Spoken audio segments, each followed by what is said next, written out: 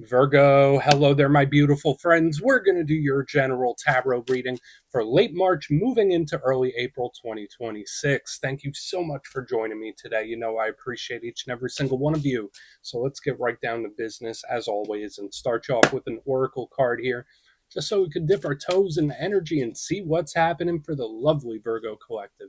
Hope you're all doing fabulous and fantastic, my friends. Let's get it going here. My guide spirit team, talk to me. What do we got for them beautiful Virgos out there as we move from late March into early April? It's Aries season. The weather is lovely, my good friends, at least around here. But let's see what energies, messages, insights we could take a peek at. And yeah, we're just going to look at this first card real quick. Then we'll get into the full reading itself. And at the very end, I'll pull you a bonus card from the Shadowland Tarot just to see what might be in the shadows or what shadow work you can lean into, which is always interesting. But let's get it going here. Let's rock and see what we got for Virgo in late March, early April. What's the vibe? What's the energy? Let's get this card out nice and quick for you, my good friends. What do we got for our Virgo friends? Thank you. Cool. Very peoply. Very peoply. For some of you, you might like that, and for some of you, maybe not so much. I guess it depends, right? I don't dislike this card. It just has a lot of different layers, a lot of different energies, and it is one of these cards of like other people and group dynamics, and that was a theme I was picking up in your reading last week. Now, before we fully dive into that, if you're new here, I'll be speaking about the March subscriber surprise towards the end, so you might want to check that out.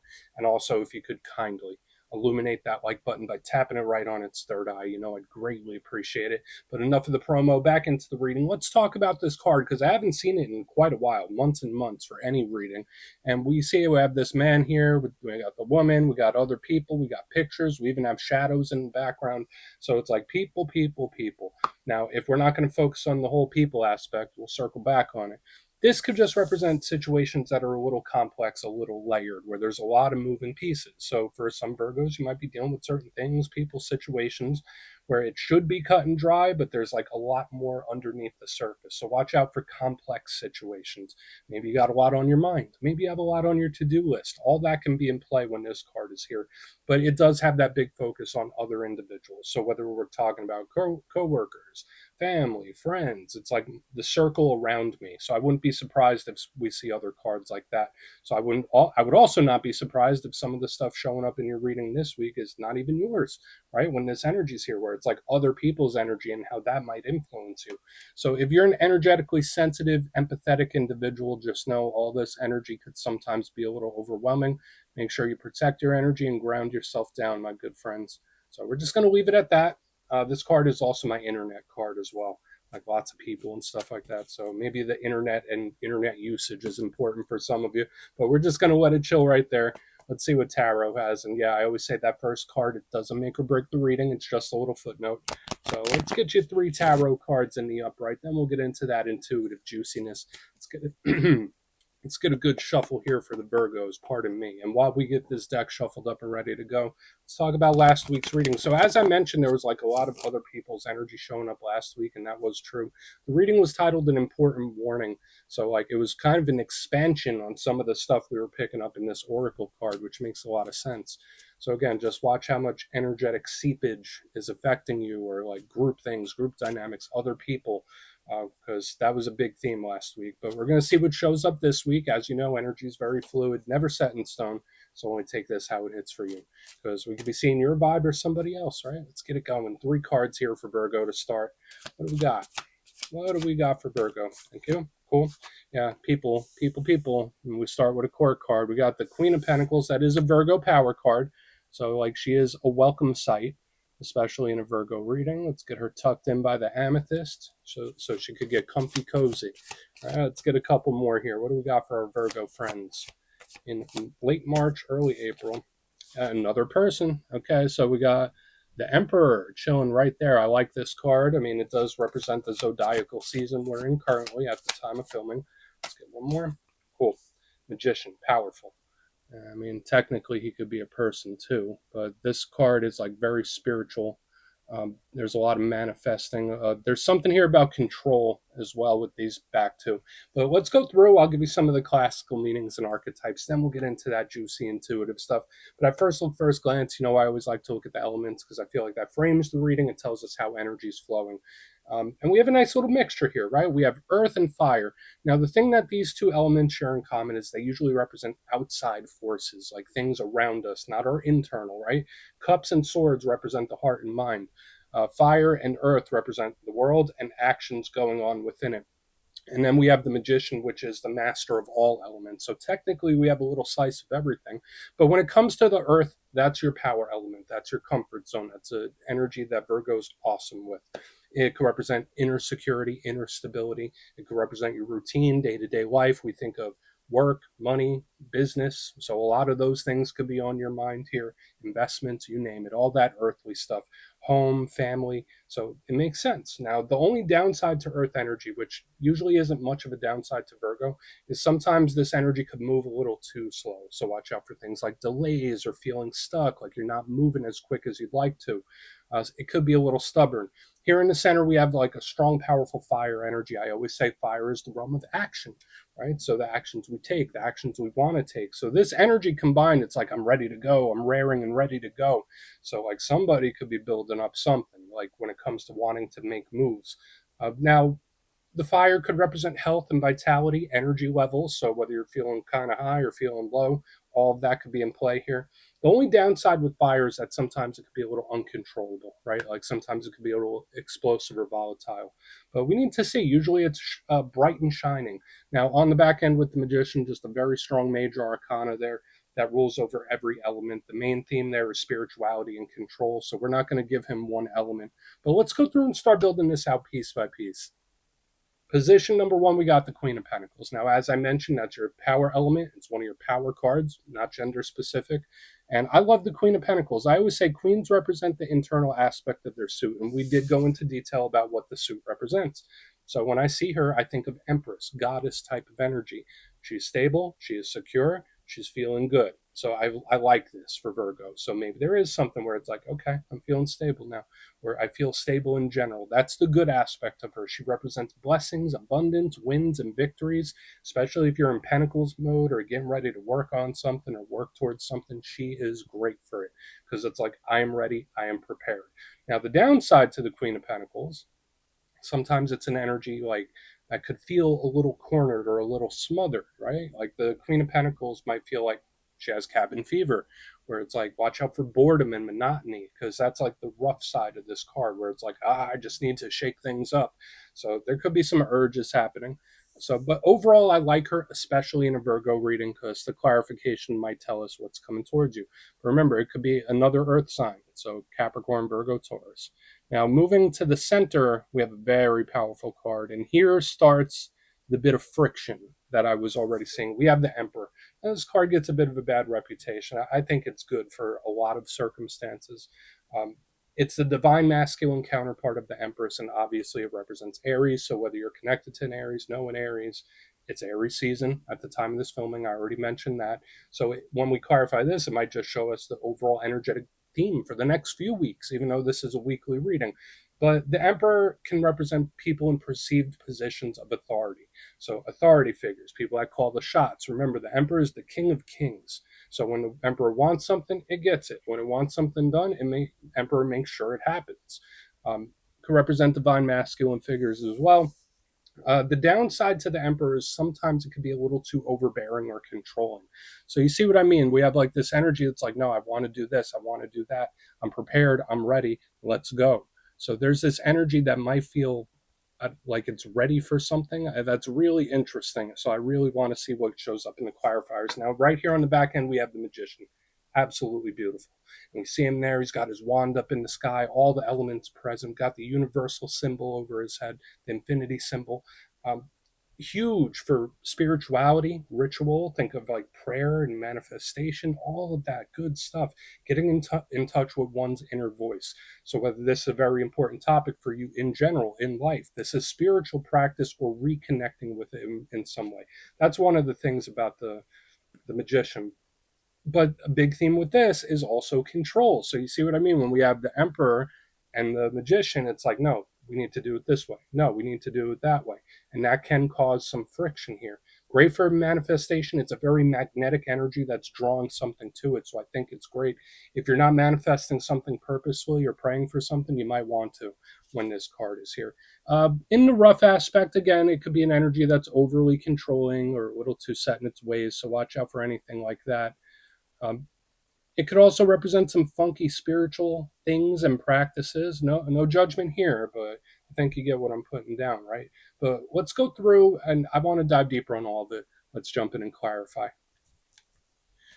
Okay, let's get a good shuffle here. What do we got for Virgo? And yes, this is where I go intuitive with the message, which means I just tell you how it feels to me. So feel free to do further research or rely on your base knowledge of tarot, because as you know, every single reading is about the reader's interpretation, and I'm just giving you mine. Let's go in on the Queen. Oh, and yes, if you're a reader yourself, please feel free to play along. That's why the box is here. If you're feeling any messages you want to give to Virgo, you could drop it in the comments. I don't mind at all. Okay, why is the Queen of Pentacles here, please? What is she doing for our good friends? Okay, letting something simmer down, letting something... All right, this could be really good, depending. So we have the Five of Wands in reverse underneath it. Now, there is a worst case scenario aspect to this, and I'll mention that towards the end, because you know me, I'm an optimist, and I'm never going to jump to the worst case aspect of this card. In the good lane, right? When I see the Queen of Pentacles with the Five of Wands in reverse, there could be something that once felt like a struggle that no longer does, or something that was very difficult, a problem or a situation where it's like, no, all better. Remember, I was seeing earlier in the beginning, like, I'm stable, I am ready, I am prepared. So when I see this energy, it seems very confident, where it's like, no, yeah, everything is settled down, everything's cool. Like, the energy is willing and prepared to move forward. I think that's nice. Because remember, the Five of Wands is an energy. You see the people, they're going to battle, right? Like I would say, you don't need to be an expert when we see this card, because they're beating the crap out of each other with sticks. So yes, it could be confrontational. Yes, it could be very fiery and pushy. In the good aspect, it could be determined. And that's what brings us to the challenging aspect. Because when I see it in reverse under one of your power cards, it's an energy that might feel like giving up on something. Okay, so just know there could be certain things or situations where you might be considering, is this worth my energy? Is it worth my energy? Is it worth my focus? Is it worth my effort? So there could be a variety of things that check that box, but we're going to keep going. For the most part, this could be things settling down too. So if you've been in a place where you've been feeling conflicted or things just haven't been going smooth, this is a very good sign that things should start smoothing out. Because I was also getting that vibe where it's like, I'm just going to take a step back and let things settle down. I'm going to let things mellow out. Let's keep going. I feel like I could keep talking about it. Okay. Watch out for getting pulled into other people's stuff too. That's another thing. Let's see what the Emperor has. Because again, the people. I don't know why I'm getting all these people here. So why is the Emperor in the mix? Why is the Emperor in the mix? Cool. Okay. So this energy, it's the people. It's the people. Okay, so we have the Three of Cups, and I always say when it comes to all threes, it's Three Cups in reverse, by the way. The Three of Cups represents, again, the group, the dynamic. So this has been a clear and consistent theme almost going back to last week. So if you're one of those Virgos where you're kind of in hermit mode, just doing your own thing, I think that's a good thing. But again, if you're energetically sensitive, just know like there's this energy that's hyper in tune with those you surround yourself with. So you know how they say like you are who you associate with? It's something like that I'm picking up in the undertone. So just keep that in mind. Or it's somebody who is like they are acting like who they associate with. But usually the Three of Cups, it's like party, party, party. We're having a good time. We're celebrating. So when I see it in reverse underneath this Emperor, it's like, no, let's get down to work. Let's get down to business. It's an energy that wants to make moves and take action, where it's like the fun and games are over. Game's over. So again, if there's certain things that you've been dealing with where you perceive them as being like game-like or someone's messing around or not taking something seriously, the Emperor with the Three of Cups in reverse is like, I'm not messing around. I'm not playing games anymore. So it's like very stern, very serious. Let's get down to business. So I have like this strong energy of action or wanting action and just not messing around. So we're going to keep moving. It doesn't feel too fun here in the center, but we're going to keep going. Let's see what's up with the Magician. Then we'll do a quick recap before we get into the shadow. So why is the Magician here for Virgo, please?